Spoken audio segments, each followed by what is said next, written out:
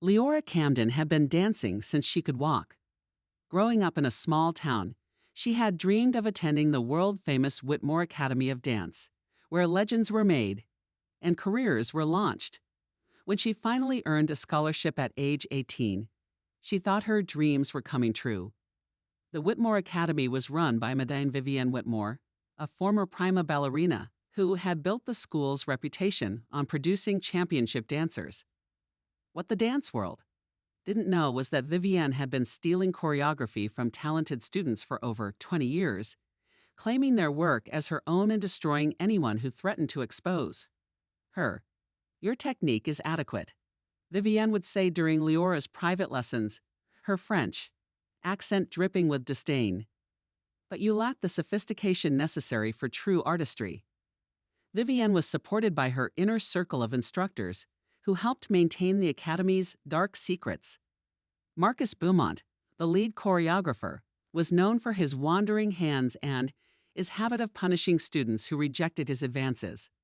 Helena Cross, the competition coordinator, managed the bribery network that ensured Whitmore students always won major competitions. What made Leora special wasn't just her technical skill. It was her ability to create revolutionary choreography that blended classical ballet with contemporary movement in ways no one had seen before. Her pieces were emotionally powerful, technically innovative, and absolutely mesmerizing. "This is extraordinary," whispered Isabella Rodriguez, a fellow student, after watching Leora rehearse her latest creation. "You're going to change dance forever." But Leora's talent made her a target. During her second year, she began noticing that her choreographic notebooks were being moved in her dorm room. Her original pieces would somehow appear in advanced classes, being taught by Marcus as his own creations. "I could have sworn I saw this combination before," Leora mentioned to her roommate after watching a senior class perform her exact choreography. "Don't be ridiculous," her roommate replied nervously. Master Beaumont has been developing that piece for months. The first major theft came when Leora submitted her masterpiece, Shattered Dreams, for the annual student showcase. The piece told the story of a young dancer overcoming adversity through movement that was both heartbreaking and triumphant. She had spent months perfecting every gesture, every transition, every emotional beat. 3 days before the showcase, Leora discovered that her piece had been assigned to Anastasia Volkov, the Academy's star student and Vivienne's obvious favorite. When Leora confronted the administration, she was told there had been a scheduling error. "I'm sorry, dear," Vivienne said with false sympathy. "But Anastasia has been working on this piece all semester. Perhaps you're confused about the choreography's origins." But Leora had been documenting everything. She had video recordings of herself creating and rehearsing the piece, detailed notes with timestamps, and witness testimonies from other students who had seen her work. The night of the showcase, Leora watched from the audience as Anastasia performed her stolen choreography to thunderous applause. The piece won first place and earned Anastasia a contract with the New York Ballet Company. "Congratulations to our winner," Vivienne announced from the stage. "This brilliant choreography represents everything the Whitmore Academy stands for." But this was just the beginning of Leora's nightmare. When she threatened to expose the theft, the Academy launched a vicious campaign to destroy her reputation. They claimed she was unstable, jealous, and prone to making false accusations against successful students. Leora Camden has shown concerning signs of mental instability, Marcus wrote in a report to the dance community. She has been making wild accusations about choreography theft and becoming increasingly hostile toward other students. The Academy's network of connections in the dance world ensured that Leora was blacklisted from major companies and competitions. Her scholarship was revoked, she was expelled from the Academy, and her dreams of a professional dance career seemed destroyed.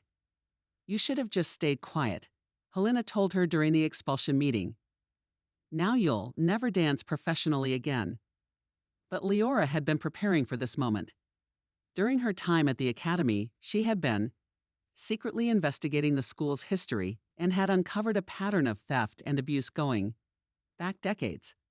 She discovered that Vivienne had stolen the choreography that made her famous from a young dancer named Maria Santos, who had mysteriously disappeared before she could expose the theft. She found evidence that Marcus had been sexually assaulting students for years, with the academy covering up his crimes to protect their reputation.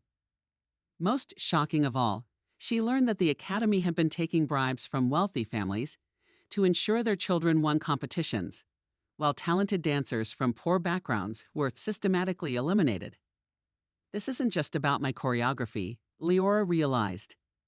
They'd been destroying lives for decades. Using her investigative skills and connections with former students, Leora began building a case against the academy. She reached out to Maria Santos, who was now living in hiding, and convinced her to come forward with her story. "I thought I was the only one," Maria said through tears during their video call. "I've been afraid to dance for 20 years because of what they did to me." Leora also connected with other victims, dancers whose careers had been destroyed, students who had been assaulted, and families who had paid bribes only to watch their children be eliminated anyway. "We're not just fighting for ourselves," Leora told the growing group of survivors. "We're fighting for every dancer who will come after us." The expose came during the Academy's most prestigious event, the annual Whitmore Gala, where the world's most important dance figures gathered to celebrate the school's achievements.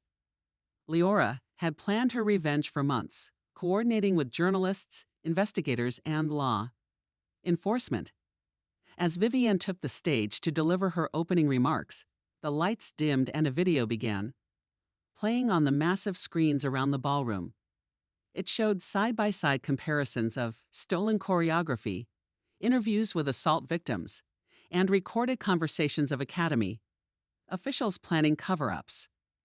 "Ladies and gentlemen," Leora's voice echoed through the ballroom as she walked onto the stage. "Tonight you're going to learn the truth about the Whitmore Academy." The audience watched in horror as evidence of decades of theft, abuse, and corruption was revealed. FBI agents, who had been coordinating with Leora for months, moved through the crowd arresting Academy officials and their accomplices.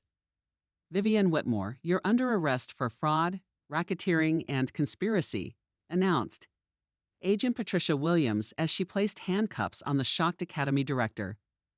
But Leora's revenge was just beginning.